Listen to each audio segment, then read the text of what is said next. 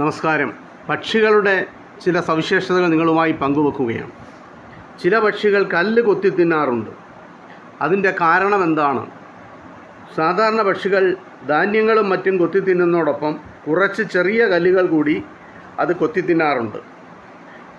അതിന് ഒരു രഹസ്യമുണ്ട്.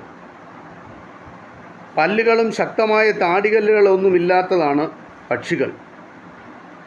പക്ഷികൾക്ക് ആ ഭക്ഷണം ചവച്ചരിച്ച് കഴിക്കുക എന്നുള്ള ആ ധർമ്മം നടത്താൻ പറ്റില്ല. അവയുടെ അന്നപഥത്തിൽ ഗിസാർഡ് എന്നറിയപ്പെടുന്ന പേശീസമൃദ്ധമായ കനത്ത ഭിത്തികളോടുകൂടിയ ഒരറയുണ്ട്. പക്ഷികളുടെ ആമാശയത്തിൻ്റെ പിൻഭാഗമാണ് ഗിസാർഡ്.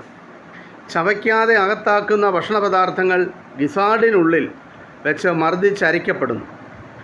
പക്ഷികൾ വിഴുങ്ങുന്ന കല്ലുകൾ ഈ അറയ്ക്കുള്ളിൽ എത്തുകയും കട്ടിയുള്ള ഭക്ഷണ സാധനങ്ങൾ പൊട്ടിച്ചരയ്ക്കുന്നതിന് സഹായിക്കുകയും ചെയ്യുന്നു. അരയ്ക്കപ്പെട്ട ഭക്ഷണം ആമാശയത്തിൻ്റെ മുൻഭാഗത്തു നിന്നും പുറപ്പെടുന്ന എൻസൈമുകളുമായി കലർന്നതിനു ശേഷം കുടലിലേക്ക് പോകുന്നു. അവിടെ വെച്ചാണ് പോഷകാംശങ്ങൾ പക്ഷികൾ വലിച്ചെടുക്കുന്നത്. ഇതാണ് പക്ഷികൾ കല്ല് കൊത്തി തിന്നുന്നതിനുള്ള കാരണം. ഈ ചെറിയ പ്രത്യേകത നിങ്ങളുമായി പങ്കുവെക്കുന്നു. നന്ദി, നമസ്കാരം.